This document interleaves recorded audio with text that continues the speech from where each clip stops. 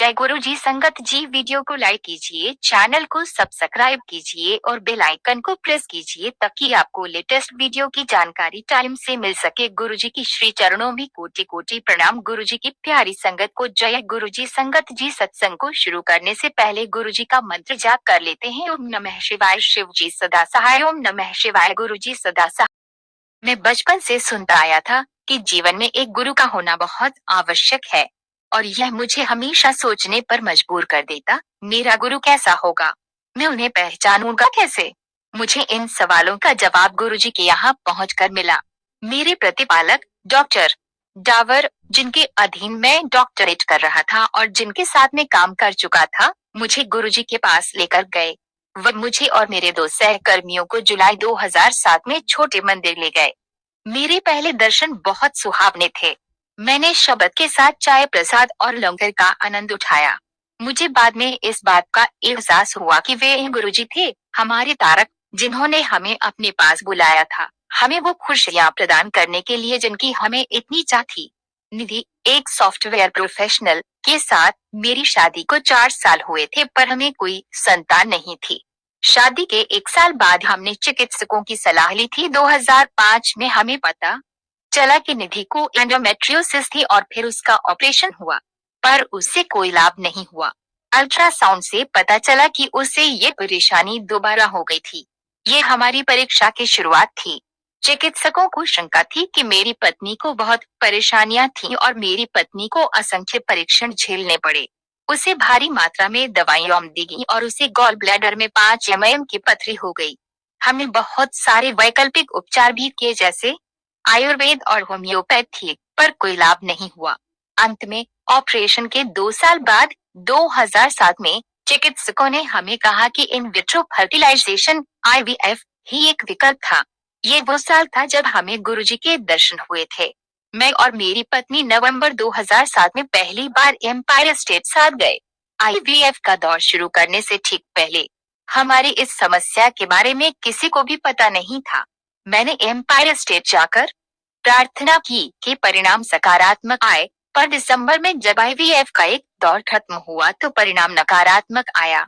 हम निराश हो गए। मेरी पत्नी को बेहतर नौकरी मिली। यही वो समय था जब हमारे जीवन में गुरुजी का सही मायने में प्रवेश हुआ। हमें इस उदासी के साए से निकालने के लिए वो नकारात्मक परिणाम आने के कुछ दिनों के अंदर ही मुझे पता चला कि मेरे थीसिस की सारी रिपोर्ट मिल गई थी। IIT दिल्ली में मेरे सुपरवाइजर मेरे परीक्षक के पास गए थे और मेरे थीसिस का प्रत्युत्तर, जो 2 जनवरी 2008 को होना था, उसके लिए उपस्थित होने के लिए मान गए थे, जबकि उन्हें 1 हफ्ते से भी कम का समय दिया गया था।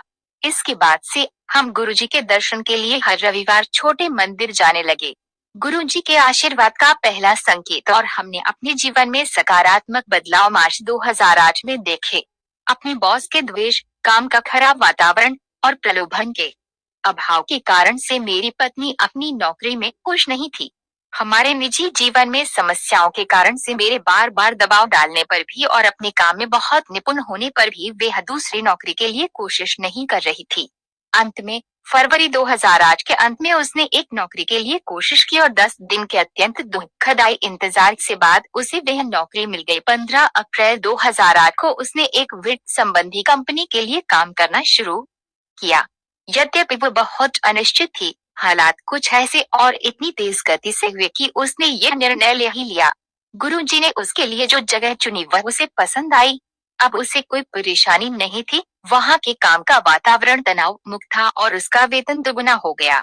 श्रद्धा प्रबल होते ही मेरी पत्नी गर्भवती हुई। हमारे निसंतान होने के फलस्वरूप गुरुजी ने हमें होम्योपैथिक डॉक्टर के पास वापस निर्देशित किया और मेरी पत्नी को प्रसाद भी दिया। यद्यपि मई 2008 में जो महासमाधि दिवस का आयोजन हुआ, हम उसमें नहीं जा पाए। एक भक्त, श्री सिंगला, मेरी पत्नी के लिए थोड़ा लस्सी प्रसाद लेकर आए। अगले अल्ट्रासाउंड में एंडोमेट्रियोसिस और पित्त पथरी पूरी तरह से हट गए थे। यहाँ तक कि जब हमने चिकित्सक को पित्त पथरी के बारे में बताया तो उसने अपने दिए हुए पर्चे कई बार देखे और बोला कि पथरी के लिए तो उसने कभी दवाई लिखी ही नहीं थी, और फिर भी पथरी गायब हो गई थी। फिर भी फर्टिलाइजेशन को लेकर कोई ठोस परिणाम मिलने से अभी हम बहुत दूर थे, ये सोचकर कि संभवतः थायराइड की समस्या भी हो सकती थी। हम एक और चिकित्सक के पास गए, लेकिन समस्या ओस्टियोमलेशिया, हड्डियों का नरम पड़ जाना, की निकली, जो कैल्शियम की कमी और पैराथायरॉइड की मात्रा अधिक होने से संबंधित है। मैं बहुत परेशान हो गया, लेकिन निधि का गुरुजी में विश्वास पक्का था। गुरुजी ने हमारी प्रार्थना का जवाब दिया और एक बहुत अच्छे चिकित्सक के पास निर्देशित किया। कैल्शियम और कैल्शियम की नियमित खुराक से 3 महीनों में इस समस्या का उपचार हो गया। इसके बाद कई संदेशों और बड़े मंदिर में अपनी गद्दी पर दर्शन देकर नवंबर 2008 में गुरुजी ने हमें विशेष उपचारों की तरफ निर्देशित किया। साथ ही हमने एक्यूपंक्चर भी कराया। फरवरी 2009 में निधि गर्भवती हुई। गुरुजी ने हमें जो सौगात बख्शी, उसके लिए मैं अपना आभार शब्दों में व्यक्त नहीं कर सकता। हमारे लिए जो भी अच्छा होता है, गुरुजी हमेशा हमें वो देते रहे हैं। गुरुजी ने कई बार और कई जगहों पर अपने उपस्थित होने का आभास कराया है। सपनों में दर्शन के द्वारा उनकी सुगंध जो कभी भी हमें आ जाती है, और ऐसे कई और भी उदाहरण हैं। जैसे कि गुरुजी की कृपा से मेरा साला अपनी नौकरी बदल पाया। 15 सालों की कोशिशों के बाद गुरुजी ने हर कदम पर उसका मार्गदर्शन किया। गुरुजी ने हमेशा हमारी रक्षा की है। मेरी यही प्रार्थना है कि वे हमेशा हमें अपनी शरण में रखें, अपने चरण कमलों के पास, और हम पर और सारी संगत पर अपना आशीर्वाद बरसाते रहें।